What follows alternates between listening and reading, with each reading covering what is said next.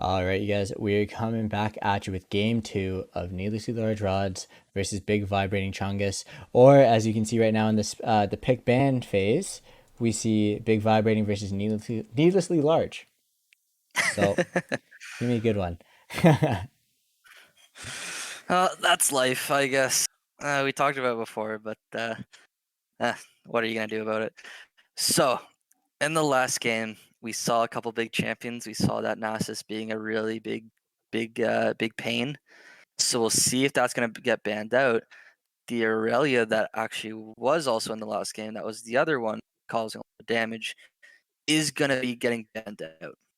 So Team Needlessly Large Rod is gonna take what they learned from the last game and fix it up for this coming game and ban out another one of Magunga's champions. They picked it the last game.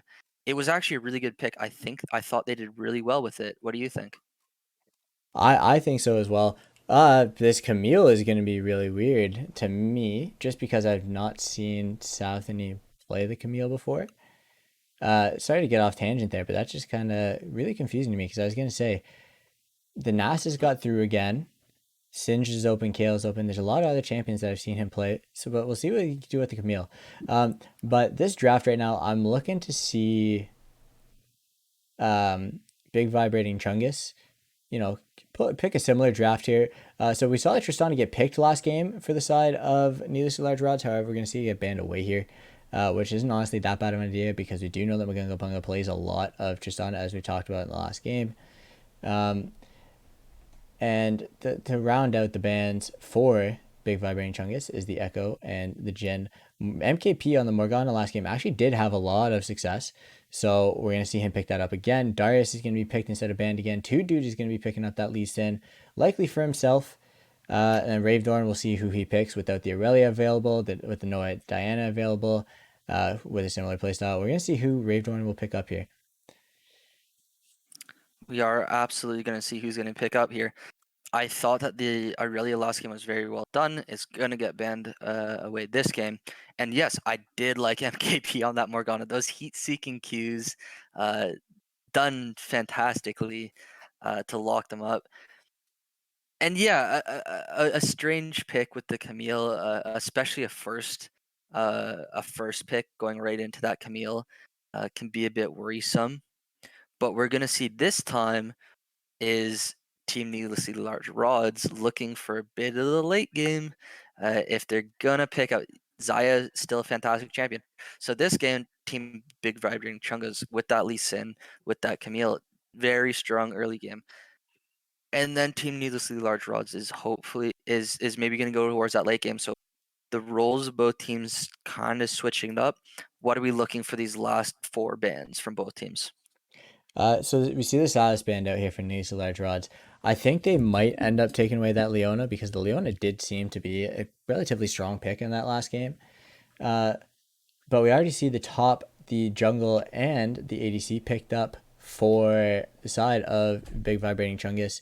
And for them, I'm not quite sure who I'm looking at the banning. So it's the same thing. It's the top jungler and ADC being picked out again. Maybe they might take away the Leona. Maybe they might take away that Nautilus, like that we saw the last game. Because the Nautilus was starting to pose issues for Magunga Bunga, or just no ban. That is, I'm not quite too sure if that was an intentional no ban or if that was accidental. But I was expecting something like maybe a Nautilus being banned away. That Talon wasn't too much of an issue, so I don't think they're too worried about that Talon. But we know that Oriana is also a very strong pick in that mid lane for the team fighting potential, especially with the Darius in. If he goes the Stradbreaker route, then he can get in there with the Stradbreaker. We have the Oriana ball in there. That's a big team fight engage. Um, so we'll see. Okay, like I was saying, they might take away the Leona themselves, so they go ahead and do that. And it looks like the Nautilus is going to be left open. I assume that might be picked up, or they could go for the Rakan here to match up with the Zaya. But I'm not too sure how Mr. Nukem feels on that Rakan, or if he is, much of a squishy support player. And as I was saying about, we're likely going to see that Nautilus as we do. Magunga Bung is already picked. We're going to see Cho'Gath being picked up, maybe. Wow. Okay, so I assume it might be Lee Sin here in the mid lane, Camille jungle, and Lee Sin top possibly, or we It's probably could see just or we could see Cho'Gath. Cho'Gath go in the mid lane as well, as very possible. And Cho'Gath is actually doing really well in the mid. If you build up that Everfrost, your combo is basically just Everfrost, Q, W, and then you just get on top of them and just chomp them. And should we talk about that Anivia pick? I'm gonna assume that Anivia is going to be support, or maybe we're seeing something really off meta and we're seeing a Cho'Gath support, which is possible. I'm not quite too sure how I feel about that if that is the case. Um, but for all we know, it might be relatively strong. So we're just gonna see these guys swapped the players around. It's gonna be a Camille mid. Okay, that is not quite what I was expecting. That makes way more sense now because I know that Safdini is a little bit more comfortable on the Cho'Gath than he is on the Camille. Um, so we'll have to see how Ravedorn does with the Camille. Camille with the incredible mobility. The gang's bottom lane are going to be pretty wide open for him, I think. He's going to be able to move around the map pretty quickly. Oh, what is Um, going on here? um, Camille's support? Um, Is I'm that what we're looking really, at? really hoping that this is not actually going to go through here. Are they going to be role swapping? Maybe. So Anivia support, we've seen that happen before. Camille's support, is that that's a thing? N- I don't think. Is this going Okay, to go through as the Camille support, or are they possibly going to role swap? There is still a chance that we might see Ravetorn go bottom lane with Magunga Bunga on the support here with Anivia, and we might see Your Eternity take the Camille mid lane now. But think that's a Camille support. that's Wow. what it is really starting to look like is a Camille support, which I honestly have no idea how that's going to work. This is going to be really, really interesting for us right now. But Okay, this is going to be a first for me. This is I absolutely going to be a like first for me. I like the Xayah Nautilus bot lane. So much CC on that side. I really like I really like all the CC on needlessly low. Nautilus, Xayah, Pantheon, Morgana, even Darius has a pull. Everyone has some level of CC. So even if you're, you know, Cho'Gath, even if you're Lee Sin and have that mobility, your Cho'Gath and your tanky, there's every champion on that team has some amount of CC to hit you with. So this can be kind of worrying for team by Big Vibrating Chungus. Absolutely, this bottom lane is going to be really, really aggressive. I'm sure because if this is a Camille support coming through, this is going to be a really interesting lane. Very aggressive and very interesting. I'm not quite sure how it will work out if that is the case. I don't know if Camille support works at all. She has her E, so she has the really long range stun. But if she's not going to be able to pick up the gold to get her items, I'm not quite sure how good she's going to be into this Nautilus Xayah. Especially with the Pantheon around, the Morgana, and the Darius. I think this team fighting capability is actually in favor of Team Needlessly Large Rods this game. Um, so we'll have to see if they can actually take that and spin it in a good way. But I am liking some of the picks, some of the picks on BVC right now. I just this Camille just keeps throwing me off. Yeah, I'm also looking at that. I'm assuming with the E you get some long range lockup that the Sivir can potentially capitalize on, and then but it's hard. Who are you gonna jump in on? You can't jump in on the Nautilus because that's just a tank that's gonna Q alt auto attack. There's not much room there, so you almost have to hit the Xayah. But if Xayah ults, then you're just kind of sitting in front there. So yeah, this is a very interesting Camille pick, and we're gonna have to see how it plays out. Wow. No, you're right. Lost for words. There's not really a whole lot that can be said there. So I don't really blame you at all because I'm in the same boat. Well, spectator delay is done, and I guess we'll get to see how this game goes. This is going to be an absolute interesting game. Again, I don't think I could say the word interesting enough here because this is just there's nothing else to say. There's literally nothing else to say right now. Um, I am liking the Pantheon pick. I haven't seen a whole lot of Pantheon lately, so I am liking that Pantheon pick. He does have a very, very global presence. So he is going to be doing really, really well here. I think taking him mid lane for the gank potential both top and bottom is going to be really good. We do see the Flash Ghost on the Darius as well, so he's going to be aiming for a lot of mobility here. And we're going to be seeing a really aggressive top lane, I'm assuming, here. So it should be fun to watch. This should absolutely be fun to watch. I like how much mobility this Pantheon has too. You know, if when you take a Pantheon and then you put him in the mid lane, his ult can cover pretty much any distance. So this is gonna be good.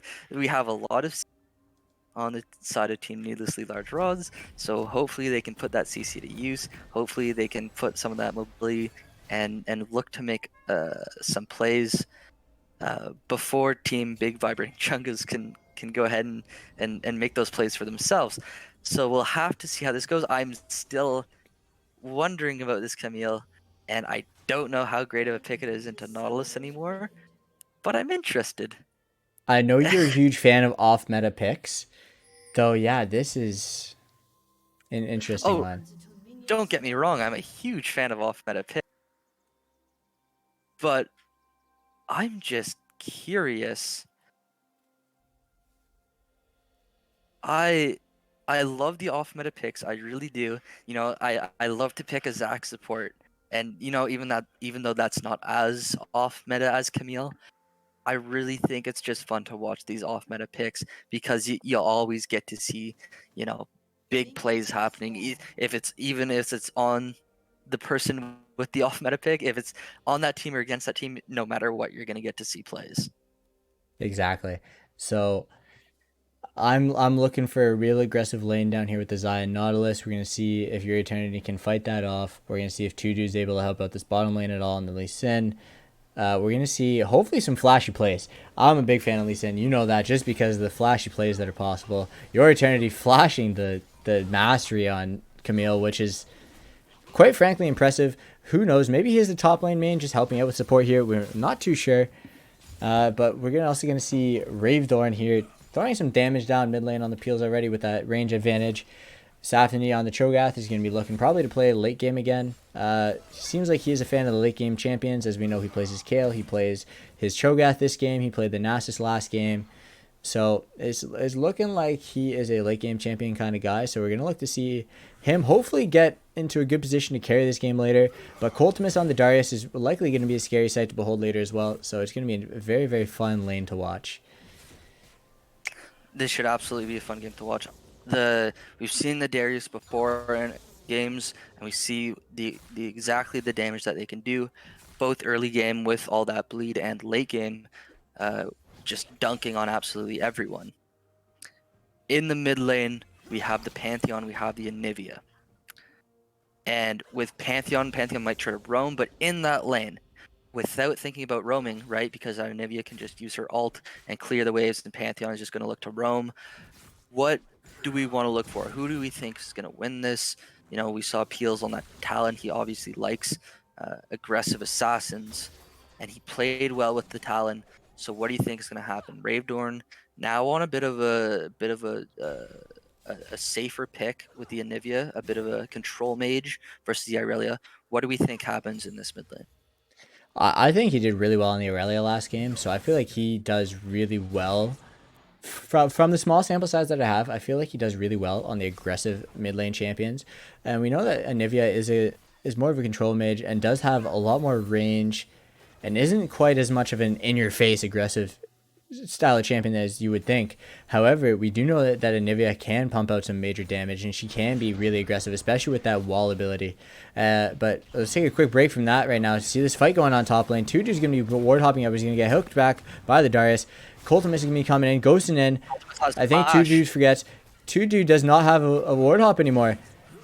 So Colton is just going to be able to pick up that kill. Colton still has flash. Safney is going to flash away with the Q, is going to be able to get him away. However, we're not going to see Tudu be quite as lucky, and that is going to be the first blood given over to Coltimus on the Darius. But back to the mid lane. So again, Anivia is not necessarily thought of as aggressive, right? As you said, the number one thing you mentioned was control mage.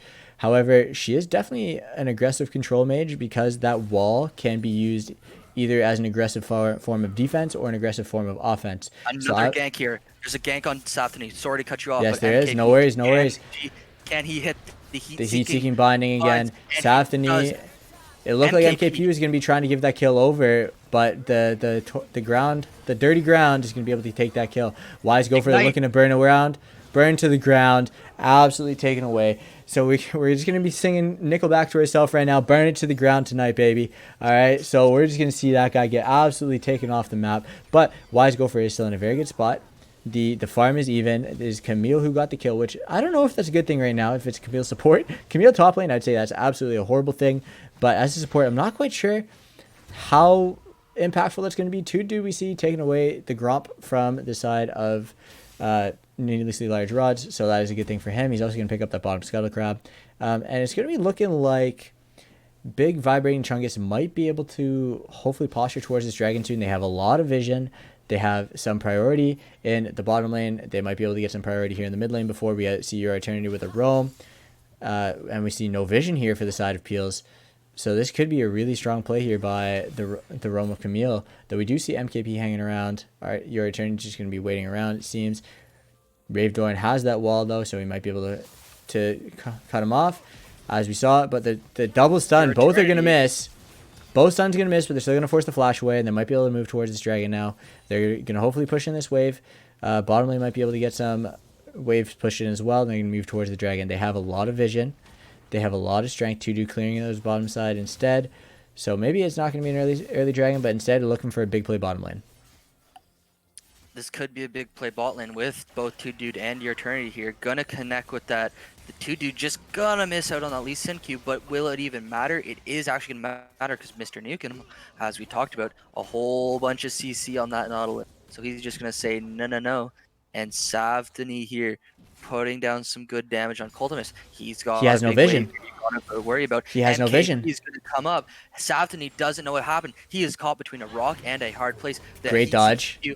Great dodge. That's a great spell immune. That's going to be all coming out from the Morgana. Dunk isn't just going to do enough damage, and the minions are going to actually finish Safdie off. Bit of BM. Unfortunate for him, but at the same time, it's looking like they are going to actually pick up this dragon. Lee Sin, very strong early game on the dragon, and Nivea going to be throwing down that wave clear mid lane with the ultimate. So we're going to see a Cloud Dragon next, and it's going to be interesting to see what soul we're going to have. Are we going to have Ocean Soul? We're going to have Mountain Soul. Either way, the tank stats are going to be pumped up here, so it'd be interesting to see what happens. Safdie is going to be TPing back, but we saw him use his Feast in that last fight to try to live. So he's not going to be able to actually get that first stack off just yet. And 0-2 on the Cho'Gath isn't looking too hot, but we know Cho'Gath is infinitely scaling. So there's a chance that he can still become an absolute tank to behold in this game. He is looking to be aggressive and is actually going to come out of that trade pretty healthy, which is really good for him. But he should be looking to just clear these minions, get some health back, farm up a little bit, and continue to stay in this game because he is losing a lot of minions and he is down quite a few minions. But I still think he has the capability to come back into this game. And this dragon here pickup is actually really, really good because they turned nothing into something. It does turn nothing into something, and even though they lost to kill top side, they still were able to get out that Infernal Dragon. So very well done on the side of 2Dude to understand that, you know what, hey, I'm not there to counter gank that, but you know what, I can pick up this objective anyways. So no harm, no foul. They get the dragon. And just pretty slow so far, Mr. 2Dude actually making a couple of good objective calls. But good presence by MKP in the top side to shut down Safdie. We saw what happens when he gets ahead in the late game. So him and Cultimus are going to go ahead, and they're actually going to collapse on them right now. They saw that. Doesn't matter because they're still. They should be able to pick this up. Pantheon comes in. That's going to be ultimate in. Safdie's going down here. Ravedorn, though, pulling out some major damage, but he's going to get locked up by the Morgana ultimate. Soul Shackles are going to be able to almost lock him out, but he does flash away. The stun's going to be able to stun out the Pantheon. Ravedorn is going to live. He is going to have to use his flash. Morgana still keeps her flash. Pretty much everybody on the side of NLR still has their flashes, except for the two that... Well, I shouldn't say that, I guess. Two of them still have it up. None were used in that fight, though. That's what I was getting at. And on the other side, we see Big Vibrating Chungus have 2Dude and Ravedorn both using their flash here, the Lee Sin and the Anivia without flash. And that is going to be huge for the Anivia because she now has very, very limited mobility already. So that flash is basically all she has.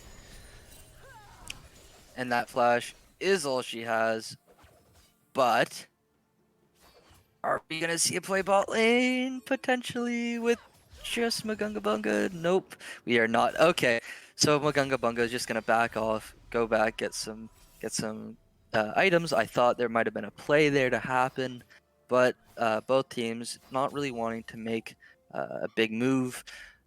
However, you know what? We do see some good plays from both sides so far around objectives. So maybe we don't need to just go for these kills without cause. We can just look at the objectives and no harm, no foul. Absolutely. We see the Cloud Dragon coming up in just under 2 minutes. So I would like to see some setup coming out very soon. And as I say that, it looks like oh, never mind. I was hoping the Anivia might be putting down some vision, but the Anivia is just going to be walking back mid. So Ravedorn here is just going to be going to get his farm. Magunga Bunga goes with the Q and just like it's like 2 pickles away. Just a bit unfortunate. That's fine. Oh, but we see MKP going into the side of Big Chungus. Big Vibrating Chungus' jungle. Gonna miss that heat-seeking binding for the first time. I guess it's because Anivia is literally made of ice. So that heat-seeking missile is not gonna matter. The heat-seeking Q is just not gonna hit that cold spurt. So it's all gonna be a huge difference in that mid lane there. But this Rift Herald bottom lane is gonna get a few plates. So that is really, really good for the side of Big Vibrating Chungus. Again, they are down in kills, but the objectives are actually turning in their favor. They have the dragon. Plates are actually in their favor as well. That first turret in bottom lane is about to go down. It only has 1 plate left, so his health is relatively low. Safdie's turret is still very, very healthy. Barely lost anything. It took maybe a couple minion shots here. So he's going to be able to farm up. And he's going to be able to get his feast off hopefully soon. I'm not sure if he's going to be saving it for Cultimus or if he's going to be using it on the minions to just get that stack. But for this dragon fight, one thing to note is that neither of the top laners have TP. So if they want to be there for the dragon fight, which is inevitable to happen soon, they're going to have to walk there. So you can either back and walk to the dragon pit or they can walk straight from top lane. But we see a very aggressive play coming up from Peels with Cultimus coming down. 2Dude being really aggressive as well, but being 2 levels down. Great kick though. Great kick into the Cultimus, but 2Dude's probably going to be... 2Dude might be able to trade 1 kill, but it's not going to happen. Ravedorn going to get hit by the Nautilus ultimate. Cultimus going to be able to ghost in, likely get the hook off on the Ravedorn, but the Agnivia is going to save him. The passive is absolutely super strong for him, and it looks like in the bottom lane, Big Vibrating Chungus is hopefully looking to get that bottom turret. Agnivia is going to save him. However, they're now down a Lee Sin with that dragon up. Do they try to look towards that? Southany's still up to top lane. Even though Cultimus still has to go back, 2Dude is going to be trying to run in for dragon. Do they start that? Do they get this? What happens with this team fight? You know, your Eternity... Where's the flash? Your Eternity just flashed. Okay, that's... I did not see what just happened, but... Nice jump over to dodge the stun. And that's going to be huge. My God, Peels. You stop that right now. You stop that damage. That was some absolutely incredible damage from Peels right there. So I think we're starting to see that he also likes his assassin style champion. So we saw the Talon last game, we saw the Pantheon this game. So maybe he's also a fan of, you know, the champions such as Fizz, Diana, maybe a LeBlanc. So we'll have to see how that plays out for the rest of the tournament. But so far, that's the kind of vibe I'm getting from Peels. That is the vibe that I'm getting as well. Mr. Nukem able to lock up 1-2. As okay, we the heat seeking Q's going to miss. Has some kind of CC. However, Magunga Bunga going in on the back line. He should be able to get this wise gopher here on the Xayah, but Xayah might be able to get the stun. Can't really see what's going on. Let me zoom out here. So we got wise gopher getting away from Magunga Bunga. Your Eternity is going to be looking to hopefully get this kill on Peels here maybe, or they're just going to be looking to push in the wave. But Cultimus is going to trade this for topside turret, so he is going to be able to get a couple of plates down before Safdie's does in fact show up. And that was a lot of fighting there. So needlessly large rods just kind of overextends there, and they do get caught out.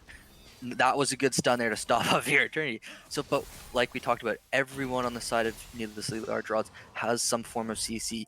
Everyone down to the ADC has something to stop you. So if you're 2Dude, it's kind of hard to jump in and jump out without getting hit with CC'd and getting locked up and killed.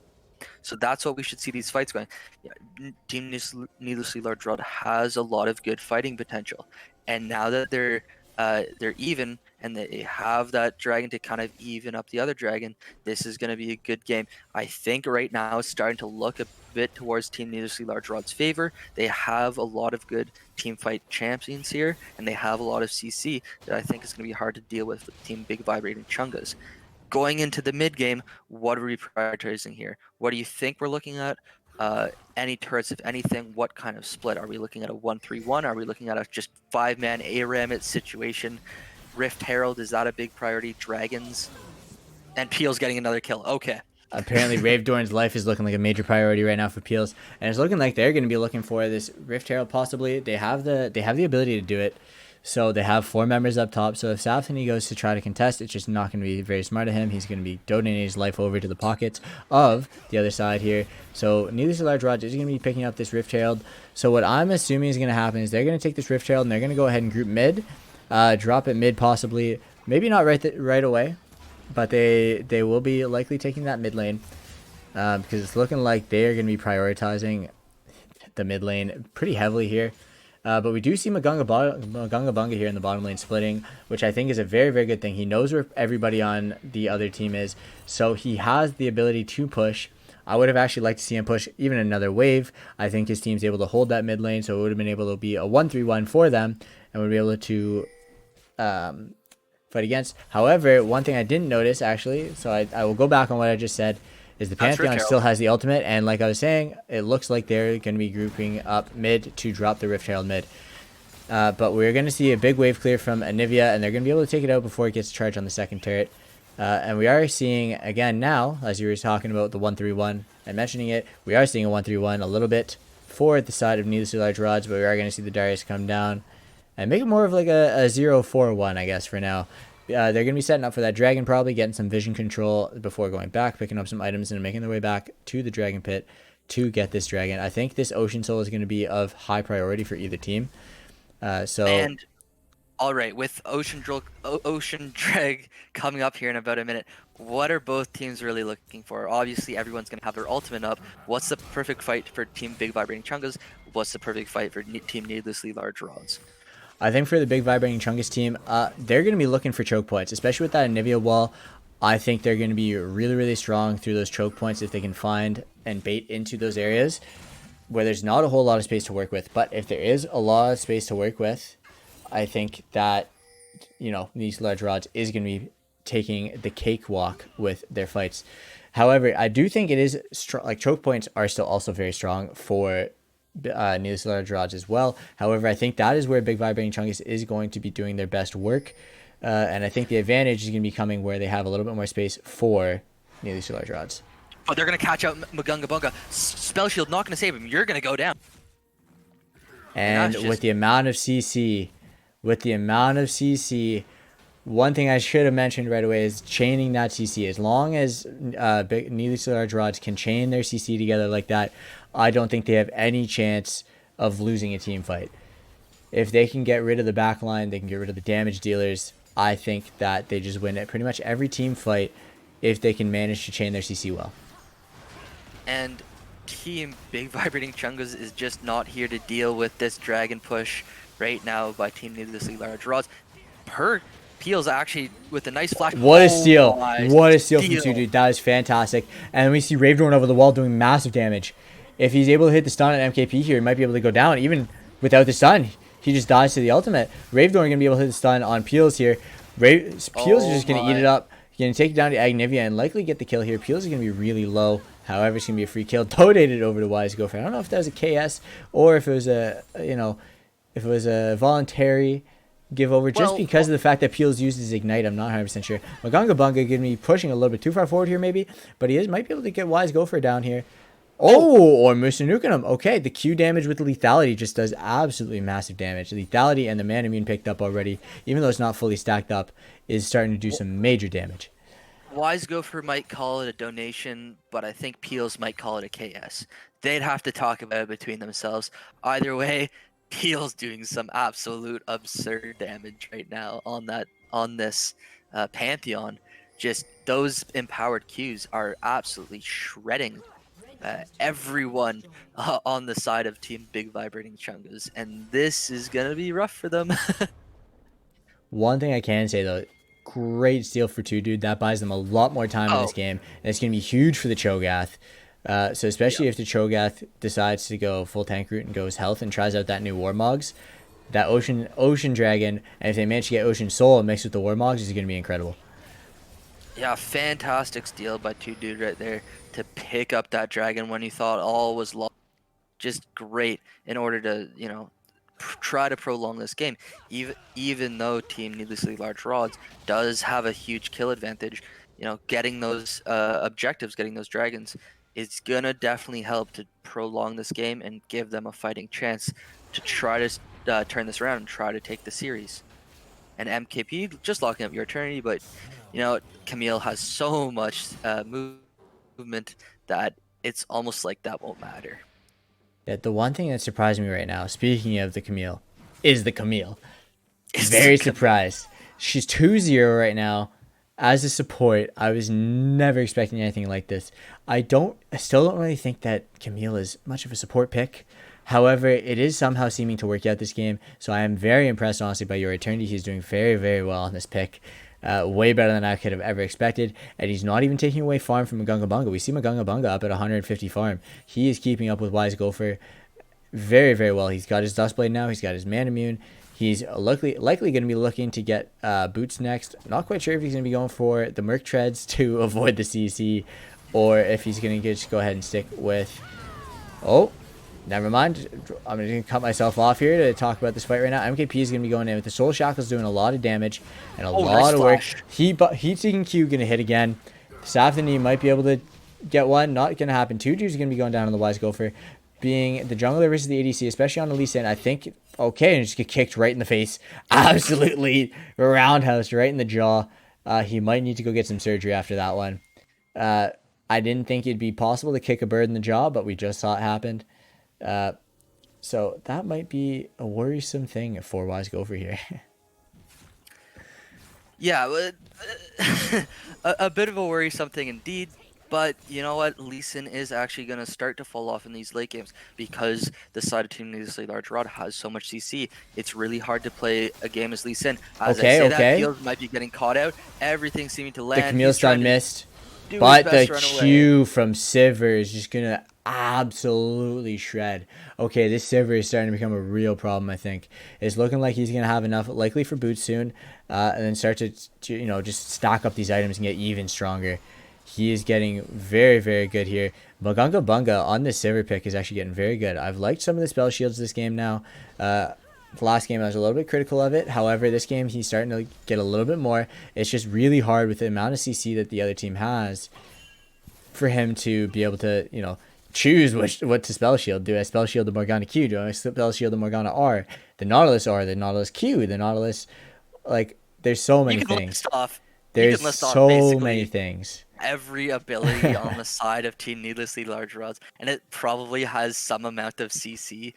Some champions having 2-3 amounts of CC on their champion, and we might start to see a play as this dragon comes up in 15 seconds here. Safthany destroying the ward top lane, so now Team Needlessly Large Rods know where he is. They're going to try to start posturing around this dragon. If they can try to make a pick, they're going to try to get some vision down, deny a bit of vision. They want to get this dragon. They don't want to try to get another steal. We saw a steal last time. Q's going to be a bit too early. They're going to try to pull this dragon out. They want to try to force a fight. They have so much CC. We should hopefully see a bit of CC. I'm liking this. They're grouped up. Ravedorn might be able to throw down some damage. Ravedorn, the big kick from 2D before he goes down. 100 health. Huge stuff from the Anivia. Ravedorn unless Anivia is doing some major work. Oh my god. Coltimus is going to be going down. Wise Gopher is going to be going down. Dragon went over to the side of Big Vibrating Chungus as well.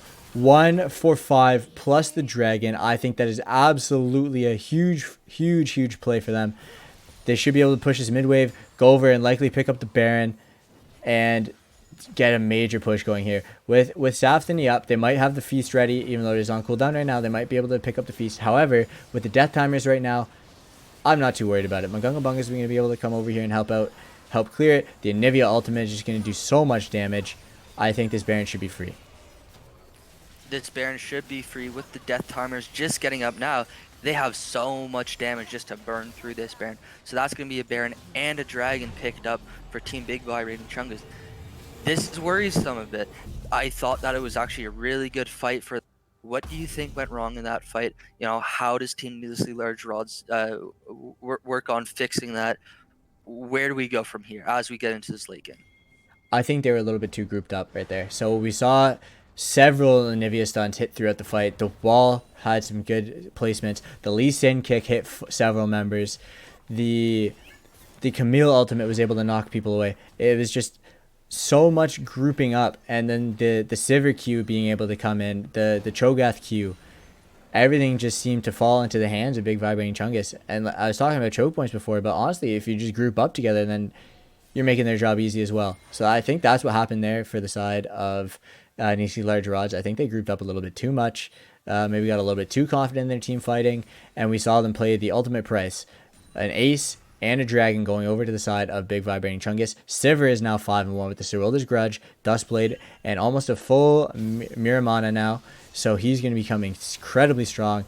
Opts to go for the Lucidity Boots, which is kind of what I was figuring here. Anivia has already got Leandri's plus Azonia's plus a tier stacked up and boots. So it's looking like this Anivia is going to be a huge factor coming into this late game here, especially with the Sivir being around, the Camille still doing her work, Savtany on the Cho'Gath getting tankier. It's looking like Big Vibrating Chungus is really starting to take a hold of this game. Yeah, I think you're right. I think, you can't be too grouped up against this Anivia. That might cause a bit of problems. I think that a pick game is definitely great with the amount of CC they have. If they can make some of these picks with the Nautilus hook, maybe with the Morgana binding, I think that's where they're going to try to find a bit of success here. Just like that, a Morgana binding is going to lock up with the Anivia wall, going to actually keep your Eternity safe. So fantastic plays with these Anivia walls here. But yeah, you're absolutely right. Trying to make that these Q damage. plays. Oh my god. That Q, that Rupture, going to do huge amount of damage. Wise Gopher losing 60% of his health from one Q from the Sivir. That lethality Sivir is starting to really do damage. Your Eternity on the Camille is doing some major work too. Coltimus is going to be likely going down as well. His life is going to be donated.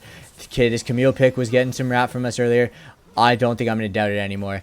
Safton, you're going to be able to use this Demolish to help take down this turret. They have this Baron minion cannon. Baron cannon minion helping them out right now. They might be able to get some damage on these turrets. I don't know if they can end. Their death timers are getting close to being up. They're looking but for it. they might be able to finish this. Teleport. There's a big base TP from Safton here on the Cho'Gath. He is really strong now.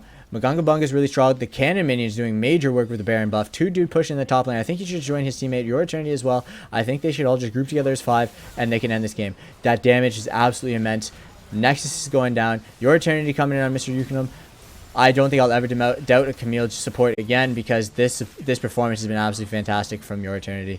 What a win from Big Vibrating Chungus. That is something I never thought I would say with a Camille support. However, this was an absolutely fantastic game here.